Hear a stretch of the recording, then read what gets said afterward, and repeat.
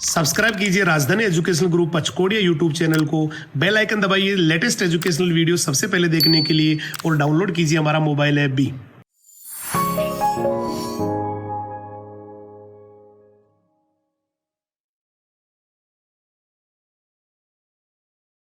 जय हिंद, जय राजधानी। कैसे हैं आप सभी? मैं हेमंत कुमार सिंह, आप सभी का बायोलॉजी मेंटर, एक बार फिर से हमारे राजधानी परिवार के यूट्यूब चैनल पे आपका हार्दिक स्वागत करता हूं। चलिए आज स्टडी करने वाले हैं। आज हम हमारा जो टॉपिक है, आज हम पढ़ने वाले हैं आर्थ्रोपोडा फाइलम के बारे में। ठीक है, इन द प्रीवियस लेक्चर हमने क्या किया था कि आर्थ्रोपोडा फाइलम के कुछ एक जनरल कैरेक्टर्स के बारे में स्टडी किए थे कि उसके हेड पर जो एंटीना लाइक स्ट्रक्चर प्रेजेंट होता है वो कितने होते हैं, उसका बेसिक वर्क क्या होता है। इसके साथ साथ हमने ये डिस्कस किया था कि उसमें जो एंटीना है वो बेसिकली स्मेल रिसेप्टर की तरह एक्ट करते हैं। और इसके साथ साथ हमने ये भी देखा था कल के लेक्चर में कि ये जो सिंपल आई होते हैं या फिर जो कंपाउंड आई होता है, मतलब संयुक्त प्रकार के नेत्र और साधारण प्रकार के नेत्र के बारे में भी हमने क्या किया था, स्टडी किया था। इसके साथ साथ हमने जो है प्रीवियस लेक्चर में जो अब तक हमने कंप्लीट जो फाइलम स्टडी कर चुके हैं उससे रिलेटेड 20 इंपोर्टेंट क्वेश्चन को भी हमने क्या किया था, डिस्कस किया था। ठीक है, आज हम इसी टॉपिक को क्या करते हैं, कंटिन्यू करते हैं। जनरल कैरेक्टर्स और basis of classification of arthropoda phylum जो है उसको स्टडी करने के बाद मैं आपको आज बताने वाला हूं life processes of arthropoda phylum. ठीक है, हम आज पढ़ने वाले हैं कुछ एक जैविक प्रक्रमों के बारे में कि आखिर ये जो जैविक प्रक्रम होते हैं वो किस तरह से या फिर कौन कौन से स्ट्रक्चर्स यहाँ पे प्रेजेंट होते हैं, संरचनाएं पाई जाती हैं आर्थ्रोपोडा फाइलम के मेंबर में, जिसके थ्रू क्या होता है यहाँ पे लाइफ प्रोसेसेस, जैविक प्रक्रम हमें देखने को मिलता है। ठीक है, हम वन बाय वन उन सभी लाइफ प्रोसेस के क्या करेंगे, हम स्टडी करने वाले हैं। आप जानते हैं कि फर्स्ट लाइफ प्रोसेस जो होता है हम स्टडी करते हैं वो क्या होता है। यहाँ पे फर्स्ट लाइफ प्रोसेस के बारे में स्टडी करने वाले हैं। ये क्या है, मैंने कहा बेसिकली ये जो फर्स्ट लाइफ प्रोसेस है जिसके बारे में मैं आपको बताने वाला हूँ, ये क्या होता है, हम पाचन के बारे में क्या करते हैं, स्टडी करते हैं। ठीक है, तो ये जो फर्स्ट लाइफ प्रोसेस है ये क्या है, हम पाचन के बारे में देखने वाले हैं।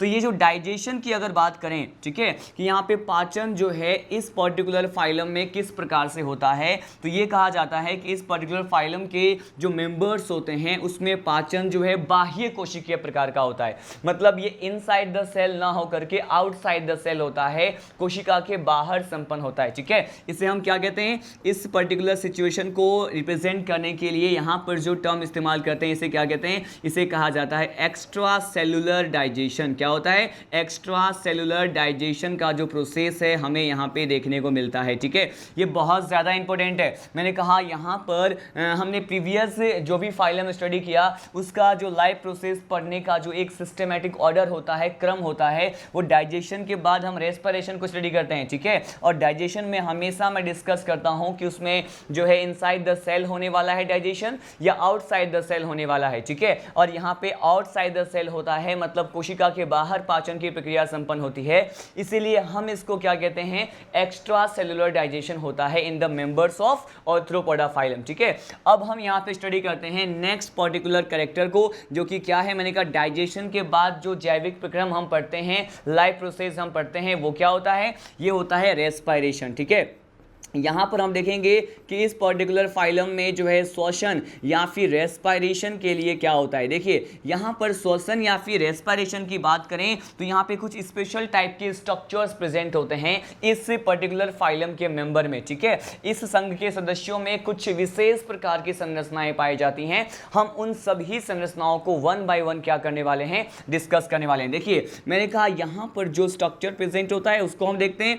बेसिकली ये जो फर्स्ट स्ट्रक्चर मैं बताता हूं ये क्या है, इसे कहा जाता है गिल्स। क्या कहते हैं, इसे गिल्स कहते हैं। गिल्स के साथ साथ इसके लिए एक और टर्म हम यूज कर सकते हैं, इसे कहा जाता है ब्रेंकिया। क्या कहते हैं, इसे ब्रेंकिया कहते हैं। गिल्स या फिर ब्रेंकिया का मीनिंग क्या होता है, इसका मीनिंग होता है क्लोम। ठीक है, हिंदी में क्या कहते हैं, इसे क्लोम कहा जाता है। तो गिल्स के थ्रू भी यहाँ पर क्या होता है, रेस्पिरेशन देखने को मिलता है। ठीक है, गिल्स के साथ साथ यहाँ पे और क्या प्रेजेंट हो सकते हैं, यहाँ पे जो है बुक लंग प्रेजेंट होता है। क्या होता है, यहाँ पे जो है बुक लंग ऐसे कुछ स्ट्रक्चर्स रेस्पिरेशन के लिए प्रेजेंट होते हैं। इसके साथ साथ यहाँ पर क्या प्रेजेंट होता है, यहाँ पे ट्रेकियल सिस्टम प्रेजेंट होते हैं। क्या कहते हैं, मैंने कहा यहाँ पे ट्रेकियल सिस्टम प्रेजेंट होता है, जिससे क्या संपन्न होता है, जिससे श्वसन की प्रक्रिया जो है हमें देखने को मिलता है। ठीक है, ट्रेकियल सिस्टम के साथ साथ मैंने कहा बुक गिल्स भी प्रेजेंट होते हैं। किसमें, मैंने कहा ये जो है बेसिकली बुक गिल्स भी यहाँ पे प्रेजेंट होते हैं। इसी का एक मेंबर हम पढ़ेंगे किंग क्रैब। ठीक है, ल्यूमिनस जिसे कहते हैं, जीवित जीवाश्म जो होता है, वहां पे आप देखेंगे बुक गिल्स यहाँ पे क्या प्रेजेंट होता है, श्वसन के लिए प्रेजेंट होता है। ठीक है, तो यहाँ पे जो भी पर्टिकुलर स्ट्रक्चर यहाँ पे श्वसन के लिए पाया जाएगा, उसके बारे में हम वन बाय वन स्ट्रक्चर को क्या कर रहे हैं, स्टडी कर रहे हैं। देखिए, इन सभी बेसिक स्ट्रक्चर आधारभूत संरचनाओं के साथ साथ ये जो रेस्पिरेशन का प्रोसेस होता है, इसमें और क्या प्रेजेंट होता है, मैंने कहा कुछ एक मेंबर्स में बात करें, यहाँ पे लिखा कुछ एक मेंबर, मतलब सम मेंबर्स की बात करते हैं, कुछ सदस्य की बात करते हैं इस संघ के। ठीक है, तो उसमें क्या होता है, मैंने कहा उसमें बॉडी सरफेस से भी रेस्पिरेशन हो सकता है। किससे, मैंने कहा बॉडी सरफेस, मतलब आप जानते हैं शरीर के सतह से भी हो सकता है। और ये बेसिकली किस प्रोसेस से होता है, मैंने कहा ये डिफ्यूजन से होता है। किससे होता है ये, मैंने कहा ये विसरण से पॉसिबल हो पाता है। हम एक बार और इसको रिवाइज कर लेते हैं कि यहाँ पे जो रेस्पिरेशन का प्रोसेस हो रहा है आर्थ्रोपोडा फाइलम में, वो बेसिकली उसके लिए कौन कौन से स्ट्रक्चर्स जो है वो रेस्पॉन्सिबल होते हैं। मैंने कहा there is a presence of gills and as well as the branchia, यहाँ पे क्लोम पाए जाते हैं। ठीक है, और यहाँ पे क्लोम के अलावा बुक लंग प्रेजेंट होते हैं, ट्रेकियल सिस्टम प्रेजेंट होता है, बुक गिल्स प्रेजेंट होते हैं, और कुछ सदस्यों में मैंने कहा क्या होता है, यहाँ पे शरीर के सतह से भी क्या हो सकता है, श्वसन की प्रक्रिया हमें देखने को मिल सकती है। ठीक है, और इस पर्टिकुलर प्रोसेस को हम देखेंगे कि ये किसके थ्रू होता है, ये विसरण के द्वारा होता है या फिर ये डिफ्यूजन के थ्रू होता है। ठीक है, लेकिन यहां पर मैं आपको सबसे ज्यादा इंपॉर्टेंट पॉइंट ये बता दूं, हमने स्ट्रक्चर को देखा, लेकिन आप ये जानते हैं कि हैबिटेट के बेसिस पे, मतलब वास स्थान, मतलब प्लेस ऑफ लिविंग के बेसिस पे, ये स्थलीय प्रकार के भी होते हैं और जलीय प्रकार के भी होते हैं, एक्वेटिक भी होते हैं और टेरेस्ट्रियल भी होते हैं। ठीक है, देखिए यहां पर जब भी हम किसकी बात करेंगे, ऐसे ऑर्थ्रोपोड्स की बात करेंगे। ऑर्थ्रोपोड्स किसे कहते हैं, जो मेंबर ऑर्थ्रोपोडा फाइलम के होते हैं उसको क्या कहते हैं, वो सभी जीव जो ऑर्थ्रोपोडा संघ में आते हैं उसे ऑर्थ्रोपोड्स कहते हैं। ठीक है, ऑर्थ्रोपोडा फाइलम है, ऑर्थ्रोपोड्स जो होते हैं मेंबर होते हैं। ठीक है, और ये ऑर्थ्रोपोड, ऐसे ऑर्थ्रोपोड्स की मैं बात करूं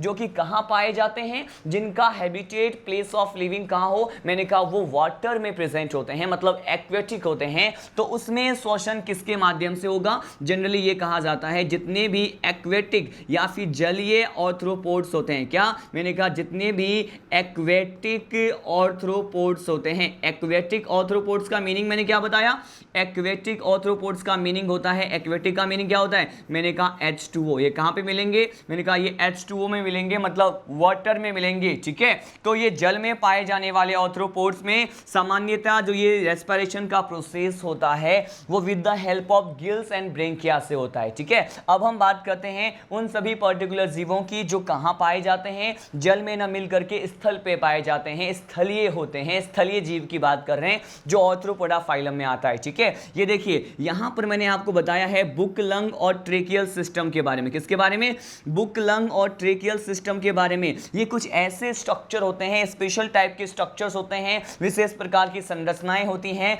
जो बेसिकली मैंने कहा ये जो है किस पर्टिकुलर हैबिटेट में रहने वाले ऑर्थ्रोपोड में देखा जाता है, तो यहां पर कहा जाता है ये टेरेस्ट्रियल होते हैं। कैसे, मैंने कहा ये जो टेरेस्ट्रियल ऑर्थ्रोपोड्स होते हैं, टेरेस्ट्रियल का मीनिंग क्या होता है स्टूडेंट, मैंने कहा ये टेरेस्ट्रियल का मीनिंग होता है कि ऐसे ऑर्थ्रोपोड जो कहां रहते हैं, जो बेसिकली यहां पे स्थल पे मिलते हैं। कहां मिलते हैं, मैंने कहा जो लैंड पे मिलते हैं, वो बेसिकली क्या होते हैं, ये जो है इसमें जो श्वसन होता है वो बुक लंग से होता है या फिर किससे होगा, ट्रेकियल सिस्टम से होगा। तो ये कुछ एक पॉइंट जो है आपको इसमें ऐड करना होता है, इसीलिए हमने यहाँ पे स्टडी किया। संरचनाओं के साथ साथ हमने ये भी देखा कि जलीय और स्थलीय प्रकार के, मतलब एक्वेटिक और टेरेस्ट्रियल टाइप के जो ऑर्थ्रोपोड होते हैं उसमें कौन कौन से बेसिक स्ट्रक्चर फॉर रेस्पिरेशन के लिए क्या होता है, प्रेजेंट होता है। ठीक है, हमने यहाँ पे 2 बेसिक प्रोसेस के बारे में ऑलरेडी स्टडी कर लिया। मैंने आपको डाइजेशन के बारे में बता दिया, डाइजेशन के साथ साथ मैंने आपको रेस्पिरेशन श्वसन के बारे में बता दिया है, ठीक है।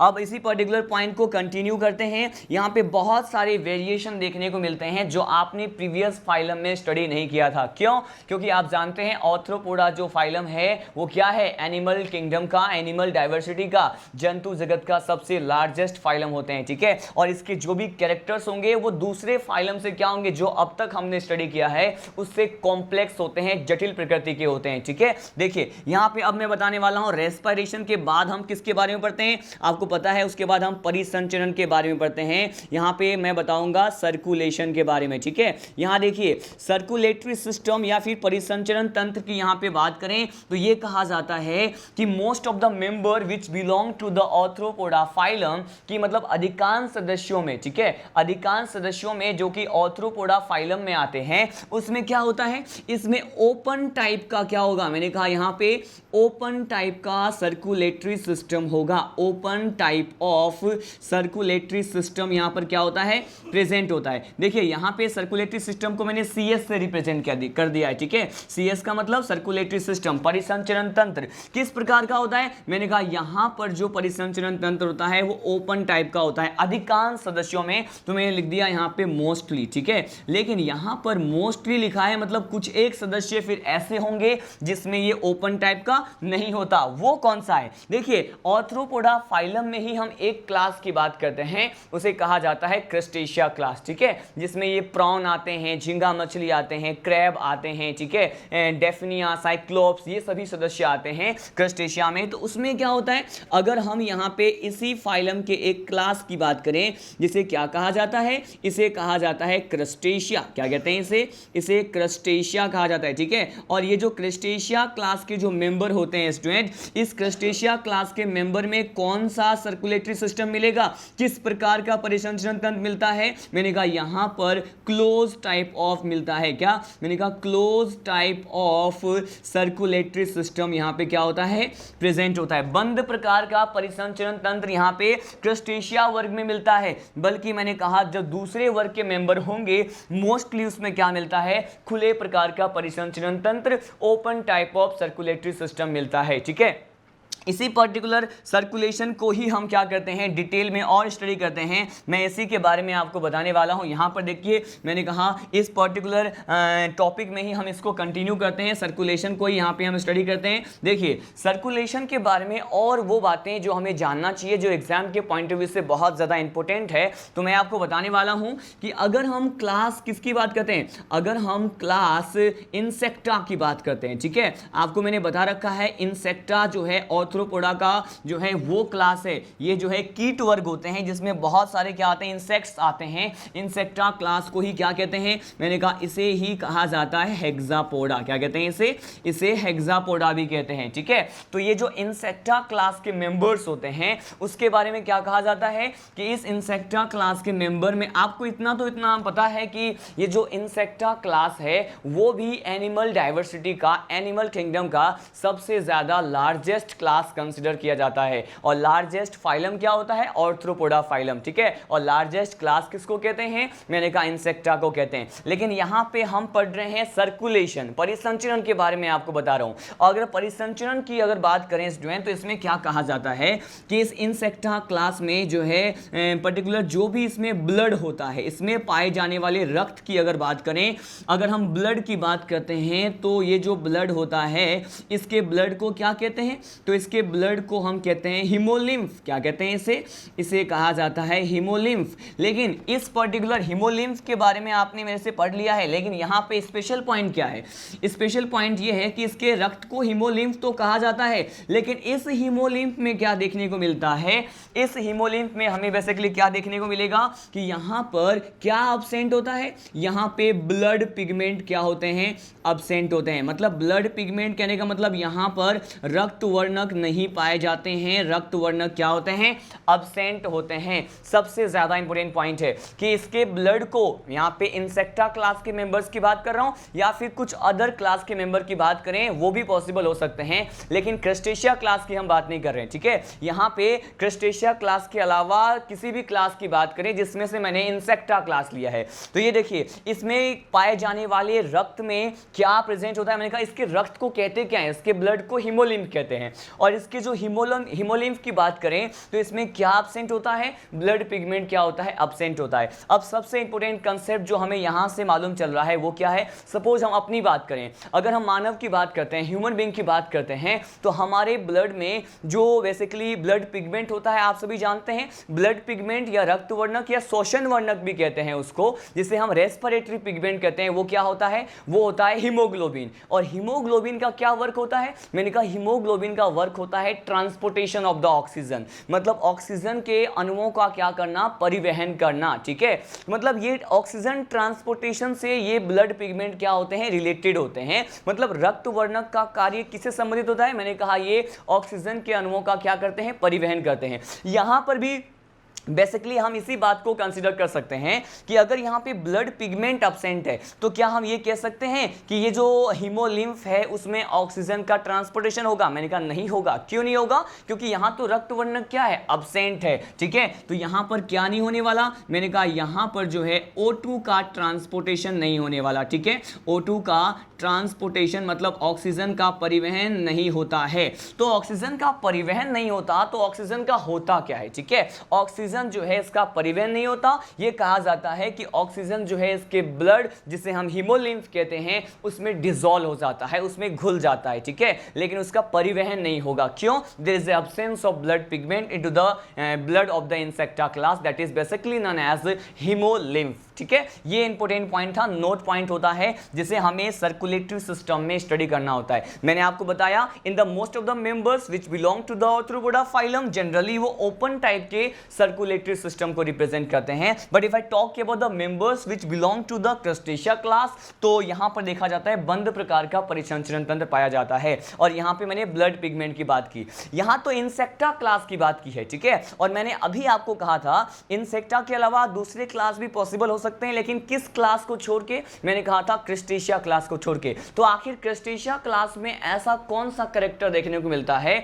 जो एक्सेप्शनल कंसीडर किया जाता है, अपवाद माना जाता है, ठीक है। ये हम देखते हैं कि अब हम यहां पे एक स्टार पॉइंट में ये डिस्कस कर लें कि अगर हम किस क्लास की बात करें, यहां पर इंसेक्टा क्लास की या फिर उसके अलावा दूसरे क्लास की बात की, लेकिन अगर हम किस पर्टिकुलर, अगर हम यहां पे क्रस्टेशिया क्लास की बात करते हैं, किसकी, मैंने कहा अगर यहां पे क्रस्टेशिया क्लास की बात करते हैं तो क्रस्टेशिया क्लास में क्या कहा जाता है कि यहां पर इनके ब्लड में क्या होता है, क्रस्टेशिया क्लास के मेंबर जो भी होते हैं उसके ब्लड में क्या प्रेजेंट होता है, मैंने कहा यहां पर इनके रक्त में ब्लड पिगमेंट, मतलब इनके ब्लड में जो ब्लड पिगमेंट होता है वो क्या होता है, अपवाद स्वरूप प्रेजेंट होता है। सबसे जो है इंपॉर्टेंट कैरेक्टर यही है। और ये जो ब्लड पिगमेंट होता है उसे क्या कहा जाता है, देखिए इनके जो ब्लड में ब्लड पिगमेंट प्रेजेंट होता है, इस ब्लड पिगमेंट को क्या कहते हैं, इसको कहा जाता है हीमोसाइनिन। क्या कहते हैं इसे, मैंने कहा इसे कहा जाता है हीमोसाइनिन। और ये बहुत ज्यादा इंपॉर्टेंट पॉइंट है कि यहां पर क्रस्टेशिया क्लास में पाए जाने वाले जो भी इसमें इससे संबंधित जो भी मेंबर्स होते हैं उनके बॉडी में ब्लड में क्या होता है, ब्लड पिगमेंट प्रेजेंट होता है। उस ब्लड पिगमेंट को क्या कहते हैं, हीमोसाइनिन कहते हैं। और इसके अलावा जो इंपॉर्टेंट पॉइंट ये है कि इस हीमोसाइनिन में ये कहा जाता है कौन सा तत्व पाया जाता है, मैंने कहा यहां पे कॉपर पाया जाता है। तो यहां से भी क्वेश्चन आता है कि हीमोसाइनिन पिगमेंट जो कि क्रस्टेशिया क्लास के ब्लड में ब्लड पिगमेंट के रूप में पाया जाता है, वो जो है उसमें कौन सा एलिमेंट प्रेजेंट होता है, कौन सा तत्व पाया जाता है, मैंने कहा हीमोसाइनिन है। तो बेसिकली यहां पर कौन सा तत्व पाया जाएगा, कॉपर पाया जाएगा। कौन सा, कॉपर प्रेजेंट होता है, ठीक है। अब देखिए मैंने कहा यहां पर अगर क्या प्रेजेंट है, हीमोसाइनिन प्रेजेंट है, तो क्या ऑक्सीजन का ट्रांसपोर्टेशन होगा, मैंने कहा ऑब्वियस सी बात है यहां पर ऑक्सीजन का ट्रांसपोर्टेशन होगा। क्यों, क्योंकि यहां तो ब्लड पिगमेंट प्रेजेंट है। तो इसीलिए यहां पे अपवाद स्वरूप यह कहा जाता है कि क्रस्टेशिया क्लास के मेंबर में हीमोसाइनिन की उपस्थिति के कारण, हीमोसाइनिन के प्रेजेंस की वजह से यहां पे क्या होता है, ऑक्सीजन का ट्रांसपोर्टेशन पॉसिबल होता है। ठीक है, मैंने कहा यहाँ पर ऑक्सीजन का जो ट्रांसपोर्टेशन होता है वो क्या है, मैंने कहा हो सकता है। ठीक है, इनके ब्लड में ऑक्सीजन का परिवहन हो सकता है। ये सारे जो एक्सेप्शनल पॉइंट है आपको इसी ही सिस्टमैटिक ऑर्डर में लर्न करना है तो ही आप समझ पाएंगे, नहीं तो इतने सारे फैक्ट को जो है लॉन्ग टाइम तक अपने ब्रेन में सेव करना पॉसिबल नहीं हो पाता है। इसीलिए सेपरेटली इंडिविजुअली इसी तरह से कंसेप्ट बनाकर हमें पढ़ना है, थ्योरी का अप्रोच कभी नहीं रखना है। ठीक है, चलिए स्टडी करते हैं नेक्स्ट पर्टिकुलर लाइफ प्रोसेस की तरफ। ये कौन सा है, सर्कुलेशन के बाद हम क्या स्टडी करते हैं, हमारा जो नेक्स्ट पर्टिकुलर लाइफ प्रोसेस होता है इसे क्या कहते हैं, इसे कहा जाता है एक्सक्रीशन। क्या कहते हैं इसे कहा जाता है एक्सक्रीशन। मतलब हम अब उत्सर्जन के बारे में पढ़ने वाले हैं। ठीक है, अब देखिए एक्सक्रीशन के बारे में क्या कहा जाता है, उत्सर्जन के बारे में क्या कहा जाता है।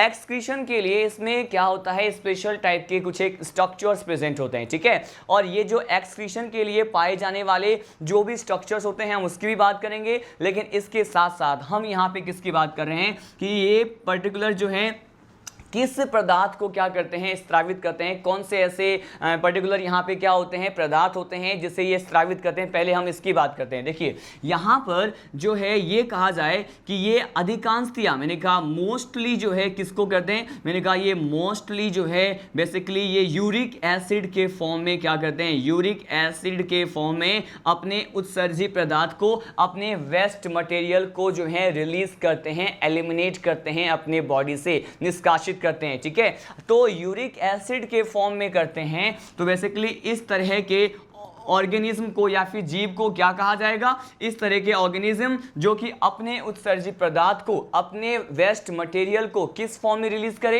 यूरिक एसिड के फॉर्म में रिलीज करे, तो इसे क्या कहेंगे, इसे कहा जाएगा यूरिकोटैलिक। क्या कहते हैं इसे, इस प्रकार के जीव को क्या कहते हैं, यूरिकोटैलिक कहते हैं। और इस प्रकार के जीव को तो मैंने कहा यूरिकोटैलिक कहते हैं, लेकिन इस प्रोसेस को, ये यूरिक एसिड के उत्सर्जन के प्रोसेस को क्या कहते हैं, इसे कहा जाता है यूरिकोटैलिक। क्या कहते हैं इसे कहा जाता है यूरिकोटैलिज्म। यूरिकोटैलिज्म जो होता है एक प्रकार से प्रक्रिया है। ठीक है, वो प्रोसेस है जिससे यूरिक एसिड का क्या होता है, उत्सर्जन होता है। लेकिन अगर यूरिकोटैलिक की बात करते हैं तो ये क्या होता है, मैंने कहा ये ऑर्गेनिज्म होते हैं। क्या होते हैं ये ऑर्गेनिज्म मतलब जीव होते हैं। ठीक है, तो हमने ये स्टडी किया कि अधिकांशतया जो भी ऑर्थ्रोपोड होते हैं उसमें यूरिक एसिड का क्या होता है, यहाँ पे निष्कर्षण देखा जाता है। लेकिन सबसे इंपॉर्टेंट पॉइंट ये है कि यूरिक एसिड जो है प्रकृति में कैसे होते हैं, मैंने कहा ये सेमी सॉलिड होते हैं। कैसे होते हैं ये, मैंने कहा ये सेमी सॉलिड होते हैं। सेमी सॉलिड का मीनिंग क्या है,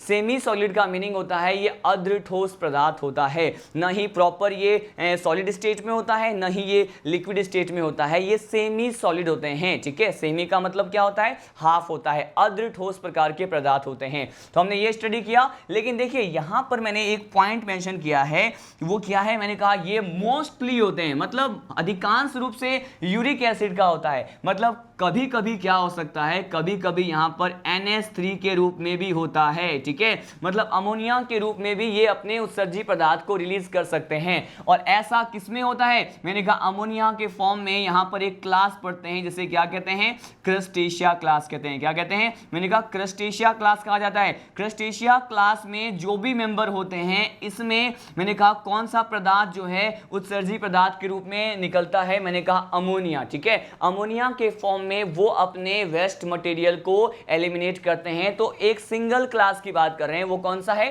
क्रस्टेशिया। ऐसा क्यों होता है, ऐसा इसीलिए होता है कि आखिर ये एक्सेप्शनल पॉइंट क्यों शो कर रहे हैं, क्योंकि यहाँ पर हम स्टडी करेंगे कि क्रस्टेशिया जो होते हैं वो कैसे होते हैं। मैंने आपको बताया था कि क्रस्टेशिया जो है वो एक्वेटिक होते हैं। कैसे होते हैं, मैंने कहा ये जो है एक्वेटिक होते हैं। एक्वेटिक का मतलब क्या, मतलब ये जल में रहते हैं। ठीक है, जो भी मेंबर्स क्रस्टेशिया के होते हैं वो कहाँ रहते हैं, वो जल में होते हैं, जलीय जीव होते हैं। और जलीय जीव होते हैं इसीलिए मैंने कहा था कि ये जो भी जलीय जीव हैं, मैक्सिमम जो भी मोस्टली एक्वेटिक ऑर्गेनिज्म होते हैं, वो हमेशा, मैंने कहा मोस्ट ऑफ द टाइम में वो किस पर्टिकुलर जो है एक्सक्रीटरी सब्सटेंस के रूप में अपने उत्सर्जी पदार्थ को रिलीज करना चाहेगा? मैंने कहा अमोनिया। क्यों? क्योंकि ये कहा जाता है कि अमोनिया के निष्कर्षण के लिए जो है जल की अत्यधिक मात्रा की क्या होती है? आवश्यकता होती है। हायर अमाउंट ऑफ वाटर की रिक्वायरमेंट होती है, तभी क्या होता है? बॉडी से अमोनिया का क्या होता है? निष्कर्षण होता है। तो ये तो केवल उन्हीं जीवों में पॉसिबल हो पाएगा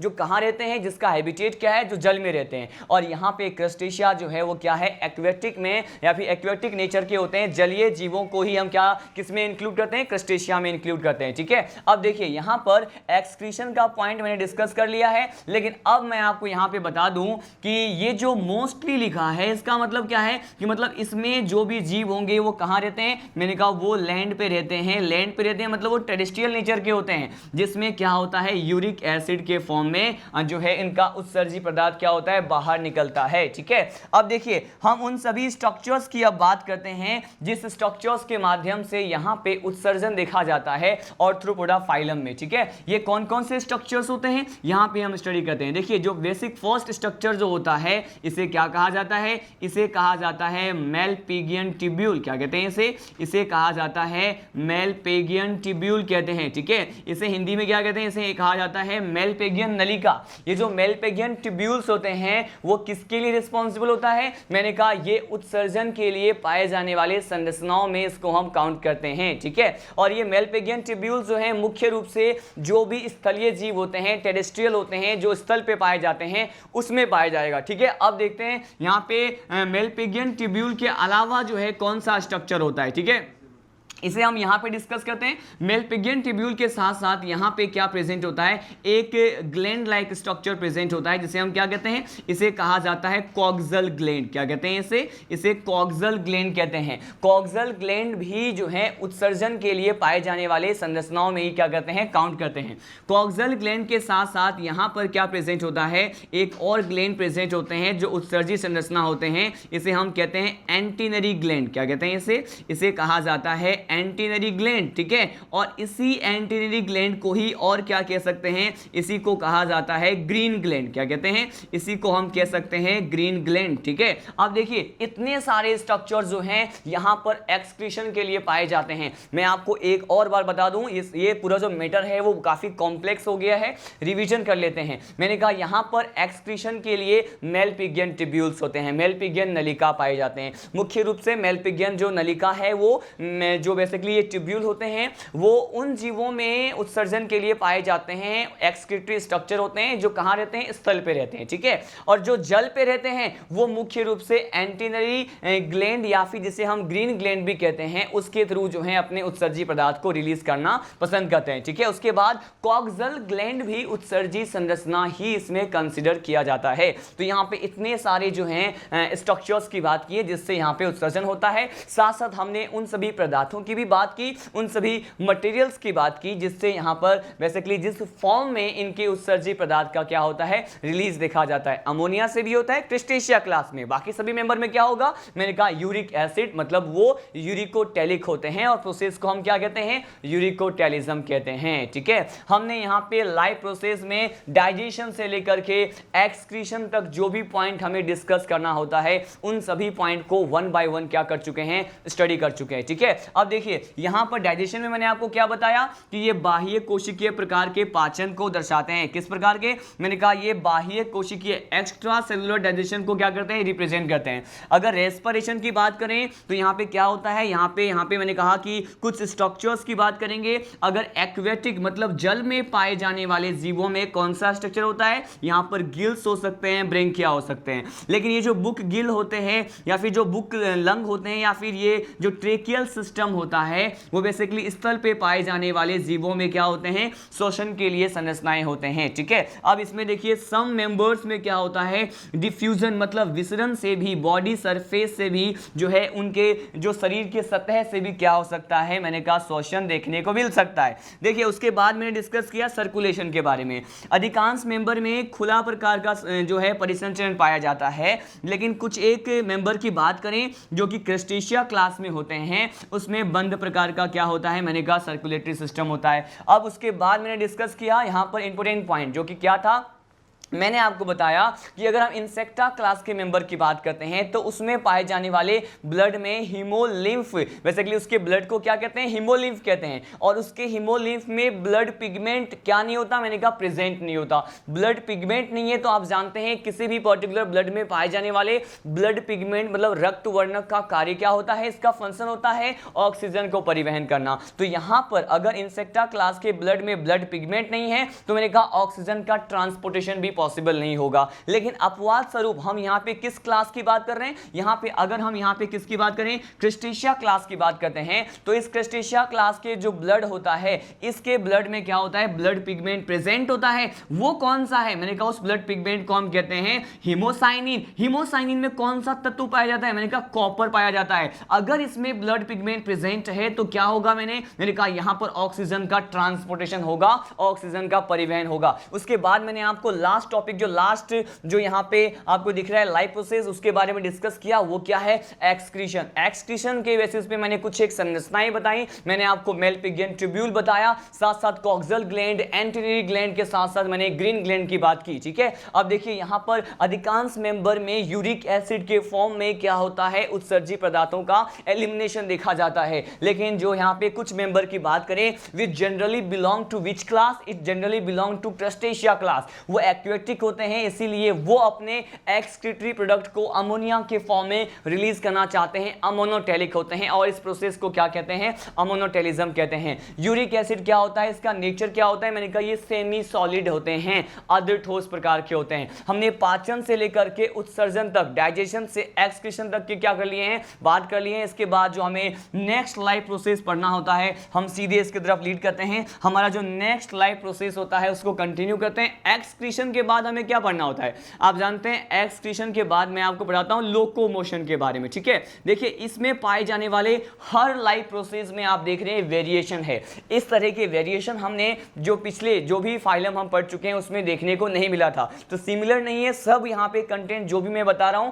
ये बिल्कुल अलग है, वेरी कर रहा है। अब हम पढ़ने वाले हैं लोकोमोशन के बारे में। ठीक है, यहाँ पे एक्सक्रीशन या फिर उत्सर्जन के बाद जिस पर्टिकुलर लाइफ प्रोसेस को हम डिस्कस करते हैं वो क्या होता है, वो होता है लोकोमोशन। हम ये देखेंगे कि आखिर ये लोकोमोशन के लिए यहाँ पर आर्थ्रोपोडा फाइलम में कौन से स्ट्रक्चर्स प्रेजेंट होते हैं। ठीक है, हमारा टॉपिक क्या है, गमन, मतलब मूवमेंट एंड लोकोमोशन की बात कर रहे हैं। यहाँ पर जितने भी कैरेक्टर्स आपको दिखाई दे रहे हैं वो इससे पहले वाले जो भी हमने फाइलम स्टडी किए हैं उसमें नहीं थे, मतलब सिमिलर कैरेक्टर एक भी नहीं देखने को मिल रहा है। इसमें बहुत सारे वेरिएशंस देखने को मिल रहे हैं जिसे हम वन बाय वन क्या कर रहे हैं, स्टडी कर रहे हैं। ठीक है, हमारा नेक्स्ट पर्टिकुलर लाइफ प्रोसेस क्या है, लोकोमोशन है। देखिए ये कहा जाता है, आप इतना जानते हैं, मैंने इसके बारे में बेसिक जो भी हमारे लेक्चर हुए हैं जूलॉजी के वो स्टार्टिंग के सेशन में भी डिस्कस कर रखा हूं। आप इतना जानते हैं कि in the members of the Arthropoda phylum किस तरह का सेगमेंटेशन होता है। यहां पे खंडी विभजन किस प्रकार से होता है, मैंने कहा मेटामेरिक सेगमेंटेशन होता है जिसे हम मेटामेरिज्म कहते हैं। ठीक है,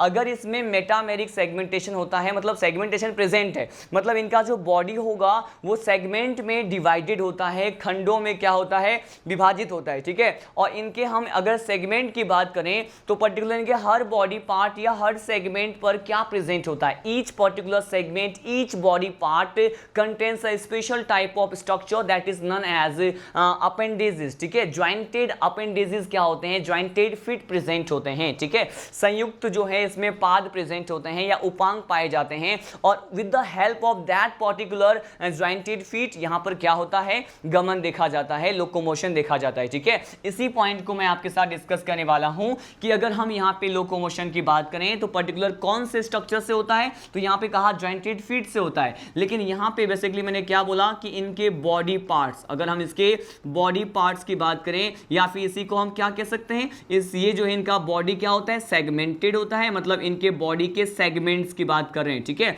अगर हम इनके बॉडी के सेगमेंट या फिर बॉडी पार्ट्स की बात करें तो मैंने कहा इनके बॉडी पार्ट्स पे हर बॉडी पार्ट हर सेगमेंट पे क्या प्रेजेंट होता है, तो मैंने कहा ये जो है बेसिकली क्या रखते हैं, इट कंटेन्स, ये क्या रखते हैं, इट कंटेन्स ज्वाइंटेड अपेंडेजेस। क्या होता है, मैंने कहा इसमें क्या प्रेजेंट होता है, ज्वाइंटेड अपेंडेजेस प्रेजेंट होते हैं, संयुक्त प्रकार के उपांग या फिर फिट प्रेजेंट होते हैं, पाद पाए जाते हैं। ठीक है, मैंने कहा अपेंडेजेस क्या होते हैं, यहाँ पे प्रेजेंट होते हैं। और ये जो ज्वाइंटेड अपेंडेजेस होते हैं स्टूडेंट, बेसिकली इसी ज्वाइंटेड अपेंडेजेस से क्या होने वाला है, मैंने कहा इसी ज्वाइंटेड अपेंडेजेस से यहाँ पे लोकोमोशन देखा जाता है। ठीक है, ये बेस्ट इंपॉर्टेंट पॉइंट है जो मैंने आपके साथ डिस्कस किया। क्या होता है, मैंने कहा लोकोमोशन जो है जॉइंटेड अपेंडेजेस से यहाँ पर देखा जाता है। ठीक है, इस पर्टिकुलर पॉइंट को स्टडी करने के बाद हम यहाँ पे एक नोट पॉइंट स्टडी करने वाले हैं जो कि लोकोमोशन से रिलेटेड तो नहीं है, लेकिन हम बेसिकली इसे यहीं पर ही स्टडी करते हैं। बेसिकली ये क्या होता है,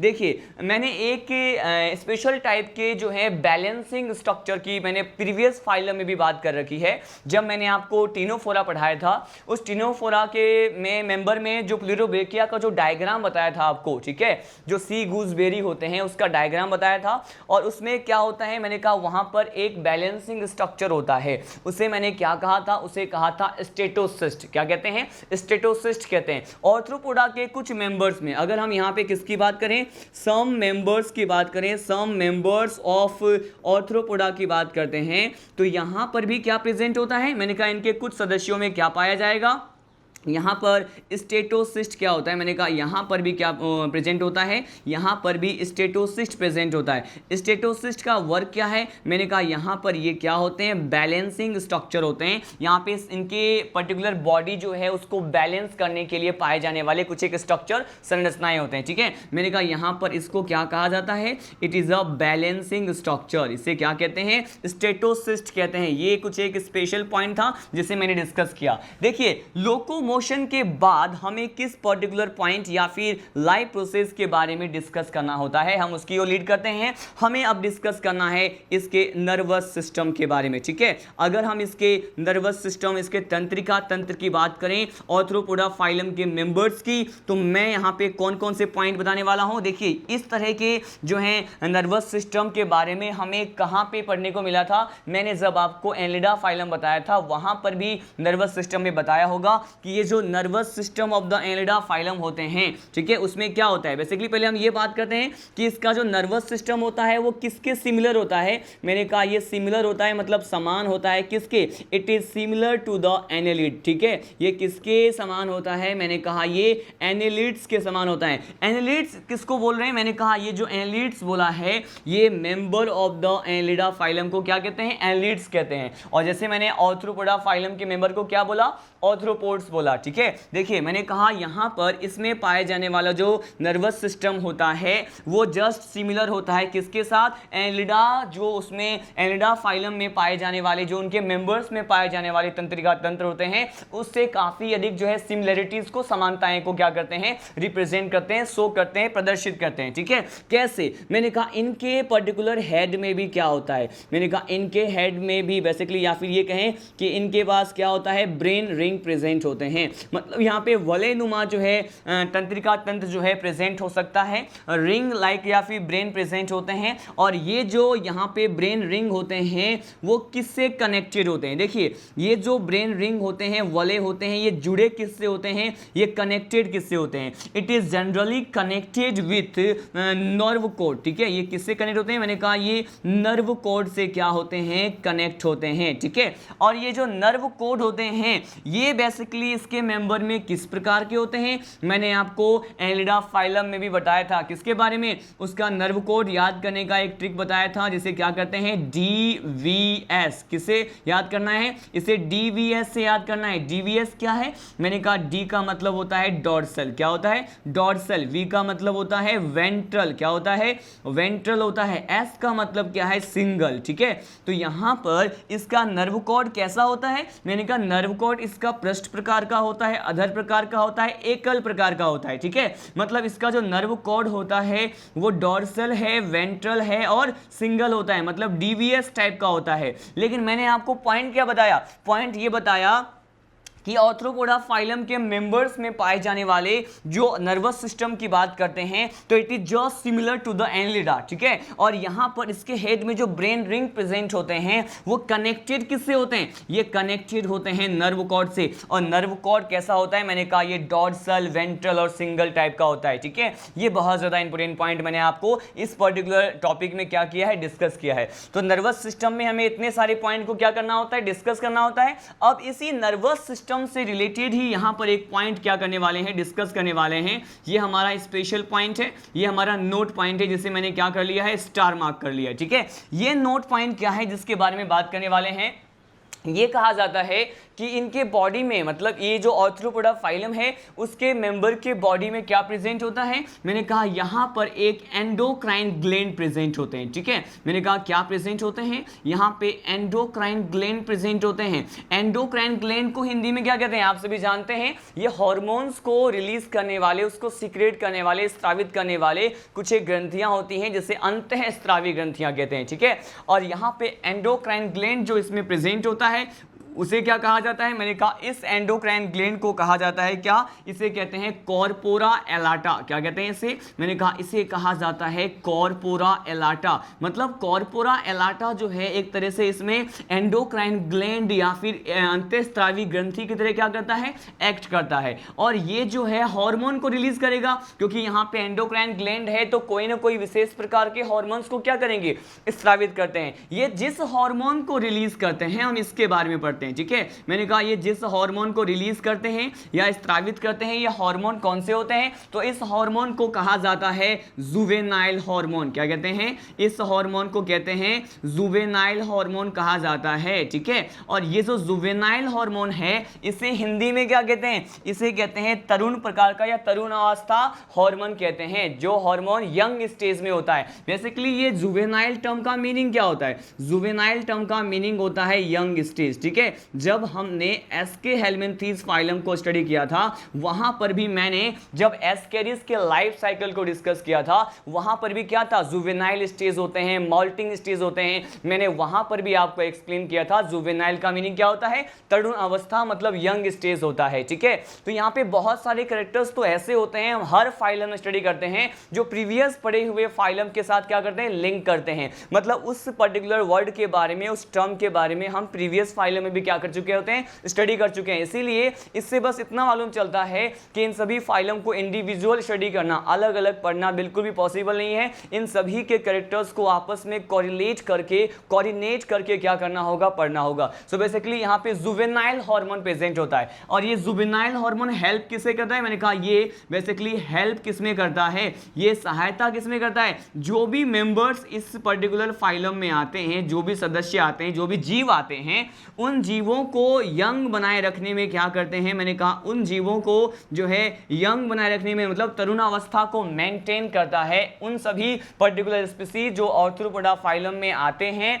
उसमें जो है जुवेनाइल हार्मोन रिलीज होता है कॉर्पोरा एलाटा, एक प्रकार के अंतःस्रावी ग्रंथि के द्वारा, जो उनके जीवों को जो है यंग बनाने के लिए क्या होते हैं, रेस्पॉन्सिबल होते हैं। तो आपको इस हार्मोन के ऊपर भी बहुत सारे क्वेश्चन जो हैं आपके मॉड्यूल्स में देखने को मिल सकता है। ठीक है, ये पॉइंट डिस्कस करने के बाद हम डायरेक्टली लीड करते हैं कि हमने लोकोमोशन के बारे में पढ़ा, नर्वस सिस्टम के बारे में पढ़ा, एंडोक्राइन ग्लैंड के बारे में भी हमने स्टडी कर लिया है। उसके बाद जो नेक्स्ट टॉपिक हमें पढ़ना है व्हाट इज इट, मैंने कहा अब हम पढ़ने वाले हैं रिप्रोडक्शन के बारे में। किसके बारे में, अब मैं आपको रिप्रोडक्शन या फिर जनन के बारे में बताने वाला हूं कि रिप्रोडक्शन के बेसिस पे यहाँ पे कौन कौन से पॉइंट जो है हमें आर्थ्रोपोडा में स्टडी करना है। देखिए, जनन के आधार पर बेसिकली इसमें जो भी जीव आते हैं, ऑर्गेनिज्म आते हैं, वो कैसे होते हैं। मैंने कहा इसमें सेक्सेस आर द सेपरेट और सेक्सुअल डायमॉर्फिज्म देखने को मिलता है। सेक्सेस आर सेपरेट का मतलब क्या है, ये कहा जाता है कि ये एक लिंगी होते हैं, यूनिसेक्सुअल होते हैं। तो मैंने कहा सेक्सेस आर सेपरेट का मीनिंग ये हो गया कि पर्टिकुलर अगर हम male sex organ, female sex organ की बात करते हैं तो इंडिविजुअल ये सिंगल ऑर्गेनिज्म में नहीं होते हैं। मैंने कहा ये दो अलग अलग ऑर्गेनिज्म में, मैंने कहा एक में मेल सेक्स ऑर्गन होगा तो एक में क्या होगा, फीमेल सेक्स ऑर्गन होगा। और ये इसमें क्या होता है, मैंने कहा सेक्सुअल डायमॉर्फिज्म प्रेजेंट होते हैं। लैंगिक द्विरूपता के बारे में हमने प्रीवियस से जो है बहुत ज्यादा डिटेल में स्टडी कर लिया है, तो इसमें सेक्सुअल डायमॉर्फिज्म प्रेजेंट होता है। और ये जो ऑर्गेनिज्म होते हैं वो कैसे होते हैं, मैंने कहा यूनिसेक्सुअल होते हैं। यूनिसेक्सुअल का मीनिंग क्या होता है, एक लिंगी, जहां पर यूनि क्या रिप्रेजेंट करता है, वन को रिप्रेजेंट करता है। इसका मतलब यह है कि पर्टिकुलर अलग अलग जो है मेंबर्स में क्या होते हैं, टू इंडिविजुअल में अलग अलग तरह के जो है सेक्स ऑर्गन प्रेजेंट होते हैं। तो यहां पर एक पॉइंट और लिख सकते हैं कि सेक्सेस आर सेपरेट। ठीक है, यहां पर क्या होता है, इसके जो जननांग होते हैं वो अलग अलग बेसिकली जीवों में पाए जाते हैं। तो मैं लिख गया यहां पे सेक्सेस आर सेपरेटेड। ये सीधा स्टेटमेंट वाइज क्वेश्चन आ सकता है। साथ साथ मैंने आपको होगा कि ये सेक्सेस आर सेपरेट है, इसमें जननांग अलग अलग हैं, तो इसमें क्या प्रेजेंट होगा, इसमें यहाँ पे सेक्सुअल डाइमॉर्फिज्म प्रेजेंट हो सकता है। ठीक है, सेक्सुअल डाइमॉर्फिज्म क्या हो सकता है, प्रेजेंट हो सकता है। ठीक है, यहाँ पर लैंगिक विरूपता भी क्या हो सकते हैं, प्रेजेंट हो सकते हैं। हमने ये पॉइंट डिस्कस किया। अब हम ये डिस्कस करने वाले हैं कि आखिर ये हम बात करें कि रिप्रोडक्शन के बेसिस पे यहाँ पे अगर हम फर्टिलाइजेशन की बात करें, ठीक है, यहाँ पे हम किसकी बात करने वाले हैं, फर्टिलाइजेशन मतलब निषेचन की प्रक्रिया के बारे में बात करने वाले हैं कि निषेचन के आधार पर इसमें किस तरह का निषेचन होगा। ये आंतरिक भी हो सकता है, बाह्य भी हो सकता है, लेकिन यहाँ पर क्या कहा जाता है, इस पर्टिकुलर फाइलम में क्या कहा जाता है कि इसमें जो फर्टिलाइजेशन होता है स्टूडेंट, ये बेसिकली कैसा होता है, मोस्टली मतलब अधिकांशतया जो मेंबर्स होते हैं मोस्टली उसमें क्या होता है, मैंने कहा यहाँ पर मोस्टली अधिकांश रूप से जो फर्टिलाइजेशन मिलता है वो क्या होता है, मैंने कहा इसमें जो है इंटरनल फर्टिलाइजेशन होता है। क्या होता है, इंटरनल फर्टिलाइजेशन का मतलब क्या हो गया, आंतरिक प्रकार का निषेचन मिलता है अधिकांश जीवों में। ठीक है, लेकिन यहां पर इसकी भी पॉसिबिलिटीज हैं कि कुछ जीव ऐसे होते हैं वो बेसिकली किस क्लास से बिलोंग करते हैं, मैंने कहा वो बेसिकली क्रस्टेशिया क्लास से बिलोंग करते हैं। किससे, मैंने कहा क्रस्टेशिया क्लास के मेंबर की बात करते हैं। तो अपवाद स्वरूप मैंने कहा जितने भी एक्सेप्शन है वो बेसिकली क्रस्टेशिया क्लास के मेंबर्स में ही देखने को मिल रहा है। हर कैरेक्टर में क्रस्टेशिया क्लास जो है क्या कर रहा है, एक्सेप्शन को शो कर रहा है। ठीक है, अब देखिए यहां पर मैंने कहा अधिकांश सदस्यों में आंतरिक निषेचन मिलता है मतलब इंटरनल फर्टिलाइजेशन मिलता है, लेकिन यहां पे किस क्लास की बात करें, यहां पर क्रस्टेशिया क्लास की बात करते हैं तो यहां पर अपवाद स्वरूप क्या देखने को मिलता है, मैंने कहा यहां पर बाह्य प्रकार का जो निषेचन है, एक्सटर्नल फर्टिलाइजेशन हमें देखने को मिलता है। तो ये सारे पॉइंट भी जो है हमें स्टडी करना होता है। इन सभी कैरेक्टर्स को one by one in a different manner हम क्या कर रहे हैं, स्टडी कर रहे हैं। निषेचन के बारे में पढ़ने के बाद हम इसी टॉपिक को, इसी रिप्रोडक्शन को क्या करने वाले हैं, वन मोर टाइम रिवाइज करने वाले हैं कि ये जो इसी को कंटिन्यू करने वाले हैं कि ये जो रिप्रोडक्शन होता है ये बेसिकली इसमें किस तरह का हो सकता है, या फिर यूं कहूं कि रिप्रोडक्शन के प्रोसेस के बेसिस पे ये जो है अपना लाइफ साइकिल किस तरह से रिप्रेजेंट करते हैं, कैसे हो सकते हैं। ठीक है, तो मैंने कहा on the basis of reproduction. ठीक है, on the basis of reproduction हमारा जो नेक्स्ट पर्टिकुलर जनन में ही हम कंटिन्यू करने वाले हैं। रिप्रोडक्शन के टॉपिक को ही हम क्या कर रहे हैं, कंटिन्यू कर रहे हैं कि इसमें अगर हम किसकी बात करें, on the basis of reproduction, basis of reproduction मतलब हम जनन के आधार पे अगर बात करते हैं कि आखिर ये अपना जनरेशन किस तरह से, किस पर्टिकुलर पाथवे को अपना करके क्या कर सकते हैं, मेंटेन कर सकते हैं, या फिर अपने जनरेशन को, अपने वंश को बढ़ाने के लिए ये किस तरह के रिप्रोडक्टिव मेथड को, जनने के परिपथ को क्या करते हैं, अपनाते हैं। हम ये देखने वाले हैं। देखिए फर्स्ट है ये कैसे हो सकते हैं, ये ओविपेरस हो सकते हैं। ये इंपॉर्टेंट, मैंने कहा ये रिप्रोडक्शन मतलब अपने वंश को आगे बढ़ाने के लिए किस तरह के रिप्रोडक्टिव मेथड को अपना सकते हैं। तो ये मैंने कहा कि बेसिकली ये कैसे हो सकते हैं,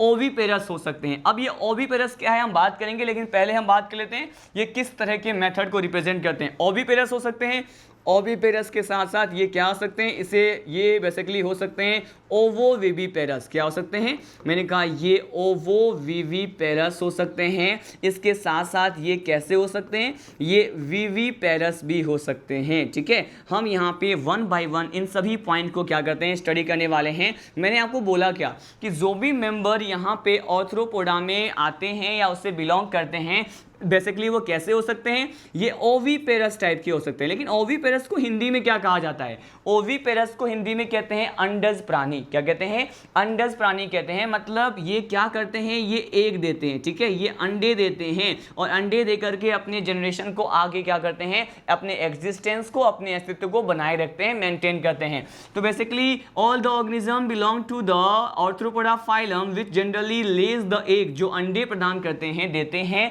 वो उसे हम क्या कहते हैं, वो बेसिकली ओविपेरस नेचर के होते हैं, उसे हम अंडज कहते हैं। तो ये अंडज भी हो सकते हैं। ठीक है, अब देखिए नेक्स्ट क्या बताया आपको, मैंने बताया ओवोविविपेरस। ओवोविविपेरस से पहले हम यहाँ पे विविपेरस क्या होता है इसको समझ लेते हैं। देखिए विविपेरस को समझने के लिए बस ये है कि इसका हिंदी टर्म क्या है। जिस तरह से मैंने ओविपेरस को बोला अंडस जो कि अंडे देते हैं, तो यहां पर विविपेरस को क्या कहा जाता है? विविपेरस को कहा जाता है जरायुज। क्या कहते हैं? जरायुज कहते हैं हिंदी में। और ये क्या करते हैं? मैंने कहा ये अंडे नहीं देते, ये एग नहीं देते, ये क्या करते हैं? ये बेसिकली बेबी को बॉर्न करते हैं। मैंने कहा ये शिशु को जन्म देने वाले होते हैं।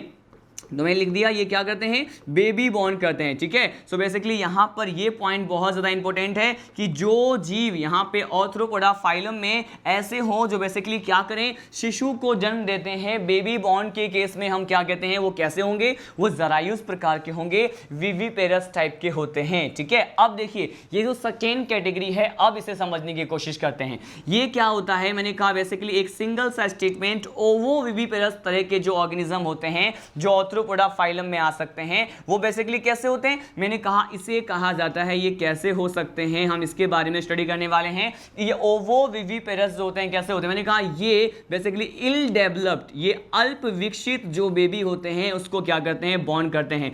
अल्प विकसित जो शिशु होते हैं उसको जन्म देने वाले जीव का जो नेचर होता है वो कैसा होता है? वो ओवो विविपेरस होते हैं। ठीक है, अब देखिए मैंने कहा ये क्या होते हैं? मैंने कहा ये इल डेवलप्ड जो है बेबी को क्या करते हैं? ये इल डेवलप्ड जो बेबी होते हैं उसको क्या करते हैं? मैंने कहा इल डेवलप्ड बेबी को बॉर्न करते हैं। तो यहाँ पे अल्प विकसित शिशु को जन्म देने वाले नेचर को रिप्रेजेंट करने के लिए उन जीवों को क्या कह सकते हैं? ओवो विविपेरस कह सकते हैं। ठीक है, वन मोर टाइम रिवाइज करते हैं। जो अंडे दें मतलब एग लेज करें उसे ओविपेरस। मैंने कहा जो इल डेवलप्ड बेबी बॉर्न करे वो ओवो विविपेरस, और जो विविपेरस होते हैं वो बेबी मतलब डेवलप्ड बेबी को क्या करते हैं?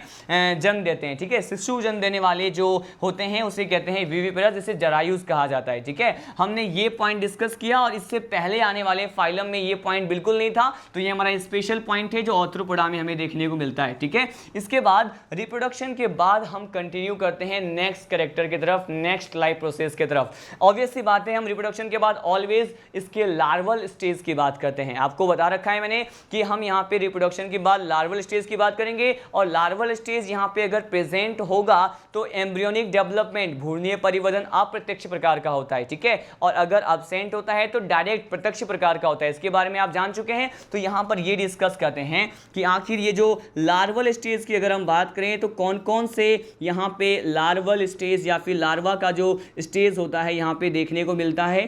तो यहां पे लार्वल स्टेज की बात करते हैं। ठीक है, किसी भी पर्टिकुलर ऑर्गेनिज्म का जो इनिशियल स्टेज होता है, प्रारंभिक अवस्था है उसके लाइफ साइकिल का, वो बेसिकली किस फॉर्म में होता है? वो लार्वल फॉर्म में होता है। इसीलिए हम इसको यहाँ पे क्या करने वाले हैं? स्टडी करने वाले हैं। ठीक है, ये देखिए अगर हम लार्वल स्टेज में पाए जाने वाले पर्टिकुलर जीव की बात करें, ये कौन कौन से लार्वा होते हैं? तो एक लार्वा जो वेरी फर्स्ट लार्वा है मैं आपको ये बताने वाला हूँ, ये क्या है? इसे कहते हैं क्या? इसे कहा जाता है मेगट लार्वा। क्या है ये? मेगट लार्वा होता है। ठीक है, मेगट लार्वा के साथ साथ और कौन सा लार्वा हो सकता है इसमें? मैंने कहा एक लार्वा होता है ग्रब लार्वा। डिफरेंट टाइप के क्या होते हैं? लार्वा होते हैं, अलग अलग प्रकार के क्या होते हैं इसमें? लार्वा होते हैं, डिफरेंट टाइप के होते हैं। ठीक है, मैंने कहा मेगट लार्वा, एक लार्वा होता है ग्रब लार्वा। ठीक है, और ये जो ग्रब लार्वा है किसमें प्रेजेंट होता है हम इसकी बात करेंगे। पहले हम एक बार नेम मेंशन कर लेते हैं सभी लार्वा के।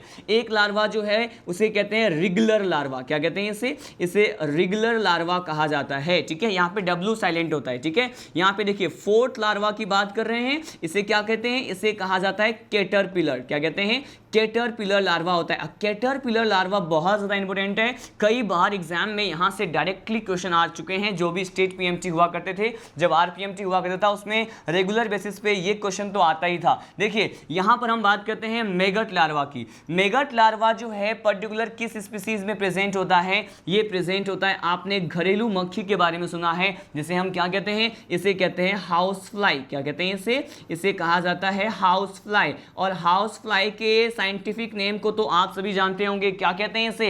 हाउस फ्लाई को कहते हैं मस्का डोमेस्टिका। क्या कहते हैं इसे मस्का डोमेस्टिका कहते हैं। ये इसका साइंटिफिक नेम होता है, where the Musca represent genus and the domestica represent species. ठीक है, ये देखिए यहां पर हाउस फ्लाई की बात करें, घरेलू मक्खी की बात करते हैं, इसमें कौन सा लार्वा है? मैंने कहा यहां पर मेगट लार्वा है। ठीक है, अब अब हम बात करते हैं ग्रब लार्वा की, ठीक है। यहाँ पे ग्रब लार्वा किसमें मिलता है, जो भी अगर हम किसकी बात करें, अगर हम बीज की बात करते हैं, मतलब मधुमक्खी की बात करते हैं, ठीक है, उसमें ये जो है ग्रब लार्वा पाए जाने के चांसेस होते हैं और इसीलिए उसमें एम्ब्रियोनिक डेवलपमेंट कैसा होता है, मैंने कहा इनडायरेक्ट, अप्रत्यक्ष प्रकार का होता है, ठीक है। बीज के साथ साथ यहाँ पे हम समटाइम बीटल्स भी कंसीडर कर सकते हैं, ठीक है। बीटल्स में जो है यहाँ पे ग्रब लार्वा प्रेजेंट होता है। अब हम सीधे लीड करते हैं थर्ड टाइप के लार्वल स्टेज के बारे में, और ये क्या है, मैंने कहा यहाँ पे अगर हम रेगुलर लार्वा की बात करते हैं, ये कहाँ होते हैं, मैंने कहा मच्छर में होते हैं, ठीक है। अगर हम मॉस्किटोज की बात करते हैं, ठीक है, यहाँ पे देखिए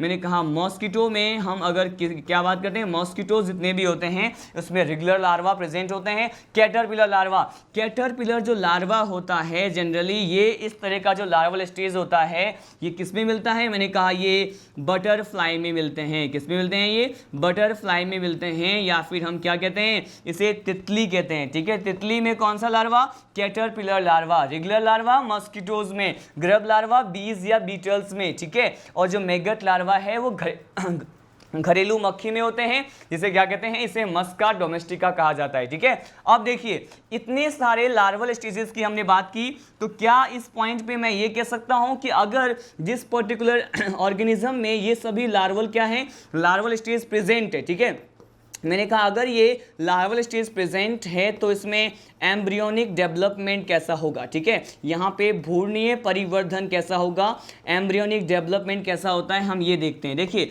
यहाँ पर एम्ब्रियोनिक डेवलपमेंट कैसा होगा, इनडायरेक्ट टाइप का होता है। किस टाइप का, मैंने कहा इनडायरेक्ट टाइप का होता है, ठीक है। लेकिन यहाँ पर एक्सेप्शनल केस भी डिस्कस करते हैं, कुछ एक क्लास की बात करते हैं जिसमें लार्वल स्टेज प्रेजेंट नहीं होता, और ये कौन कौन सी क्लास है हम इसको यहीं पे स्टडी कर लेते हैं, ठीक है। यहाँ पे हम एक्सेप्शनल केस की बात करते हैं, एक्सेप्शन की बात करने वाले हैं, ठीक है। अपवाद की बात करते हैं जहां पे ये जो लार्वल स्टेज होते हैं वो क्या होते हैं, एब्सेंट होते हैं। देखिए मैं आपको जब इसका क्लासिफिकेशन, जो हमारा नेक्स्ट टॉपिक है ऑर्थ्रोपोडा का क्लासिफिकेशन हम स्टडी करेंगे, उसका वर्गीकरण हम देखेंगे, तो उसके वर्गीकरण में क्या होता है, मैं यहाँ पे आपको क्लासेस, कुछ क्लासेस 7 क्लासेस के बारे में बताऊंगा, ठीक है। और वहाँ पे कुछ क्लासेस होते हैं, कुछ वर्ग होते हैं जिसमें लार्वल स्टेज किसी भी लाइफ साइकिल में, उनके जीवन चक्र में नहीं पाया जाता, इसीलिए उसमें एम्ब्रियोनिक डेवलपमेंट क्या होता है, डायरेक्ट टाइप का होता है, प्रत्यक्ष प्रकार का होता है, ठीक है। देखिए ये कौन सा होता है, हम ये डिस्कस करने वाले हैं। देखिए यहाँ पर जो लार्वल स्टेज एब्सेंट होता है जिस क्लास में, वो क्लास क्या होता है, मैंने कहा ये होता है काइलोपोडा, ठीक है। यहाँ पे एक काइलोपोडा क्लास की बात करेंगे, उसमें लार्वल स्टेज एब्सेंट होता है। साथ साथ मैंने कहा एक और क्लास होता है जिसे हम कहते हैं डिप्लोपोडा। क्या कहते हैं इसे कहा जाता है डिप्लोपोडा। और डिप्लोपोडा के जो मेंबर होते हैं उसमें भी क्या होता है, डिप्लोपोडा का मेंबर कौन सा होता है, मैंने कहा डिप्लोपोडा का मेंबर हम पढ़ेंगे जूलस, जैसे मिलीपीड्स कहते हैं, ठीक है।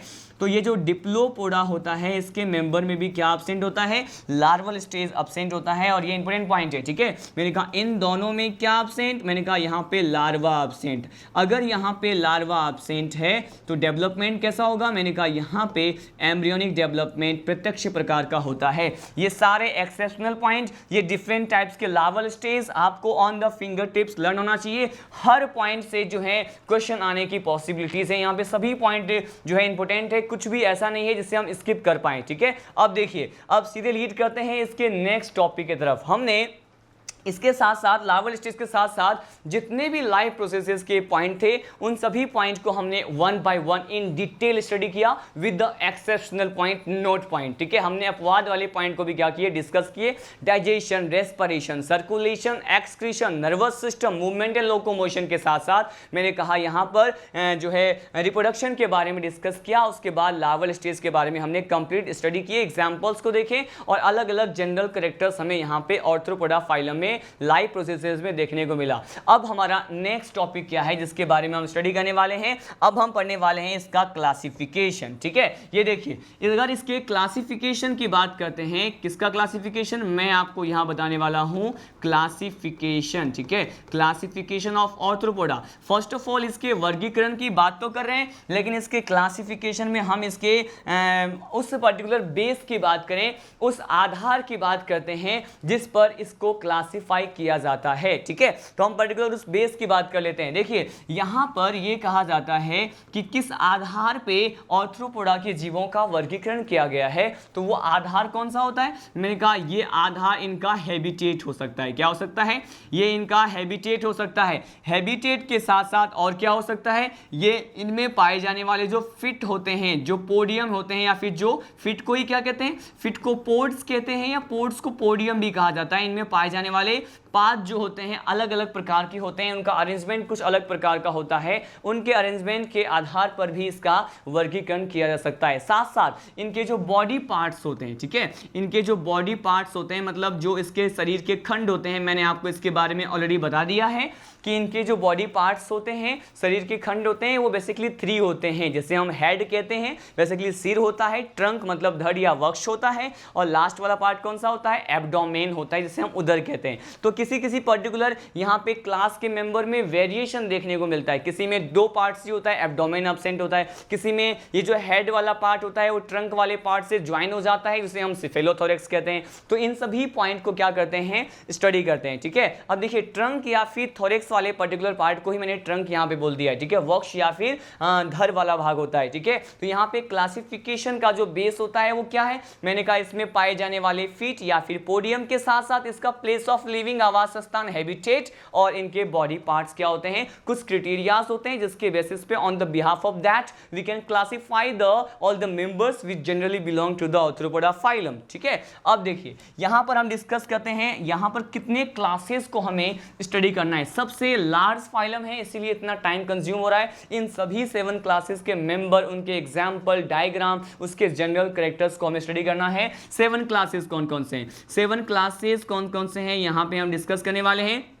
इसमें जो हमें फर्स्ट क्लास स्टडी करना होता है ये कौन सा है? देखिए जो फर्स्ट क्लास होता है ये होगा क्रस्टेशिया। हम यहाँ पे पहले क्रस्टेशिया के बारे में, इसके मेंबर के बारे में पढ़ेंगे, जिसमें बहुत सारे एक्सेप्शनल पॉइंट आपको देखने को मिले। क्रस्टेशिया के स्टडी करने के बाद यहाँ पे जो सेकेंड क्लास हम पढ़ते हैं वो क्या होगा? We will study about Chilopoda. मैं यहाँ पे काइलोपोडा क्लास के बारे में बताऊंगा। काइलोपोडा के बाद जो नेक्स्ट क्लास होगा वो क्या होगा? वो होगा डिप्लोपोडा। क्या होगा? ये डिप्लोपोडा होगा। डिप्लोपोडा के बाद हम क्या पढ़ते हैं? डिप्लोपोडा के बाद होता है हेक्सापोडा। ठीक है, हेक्सापोडा के बारे में पढ़ेंगे। यहां पर बता दूं ये हेक्सापोडा जो है यही कौन सा क्लास होता है? इसे ही हम इसे कीट वर्ग कहते हैं। इंसेक्टा जो है इसे ही कहते हैं। ठीक है, क्या कहते हैं इसको? मैंने कहा इंसेक्टा क्लास जो होता है इसी को कहा जाता है कीट वर्ग जो है हेक्सापोडा कहते हैं। ठीक है, मैंने कहा यहां पर इसको क्या कहा जाता है? इंसेक्टा क्लास कहा जाता है। उसके बाद देखिए जो हमारा 5th नंबर का जो क्लास है, होते कितने हैं? मैंने कहा 7 क्लासेस होते हैं। ठीक है, यहां पे होता है ऑक्टापोडा। क्या होता है? ऑक्टापोडा। ये जो ऑक्टापोडा है इसी को और क्या कहा जाता है? मैंने कहा इसी को कहा जाता है एरेक्निडा। क्या कहते हैं इसे एरेक्निडा भी कहा जाता है। ठीक है, अब देखिए इसके बाद जो 6th क्लास होता है, सेकेंड लास्ट क्लास जो होता है हमें पढ़ना होता है, इसे क्या कहते हैं? इसे कहा जाता है मीरोस्टोमेटा। क्या कहते हैं? मीरोस्टोमेटा कहा जाता है। मीरोस्टोमेटा के बाद जो 7th और लास्ट क्लास हम यहाँ पे स्टडी करेंगे ये क्या होगा? ये हम पढ़ेंगे ओनिकोफोरा। क्या कहा जाता है इसे? मैंने कहा इसे कहा जाता है ओनिकोफोरा।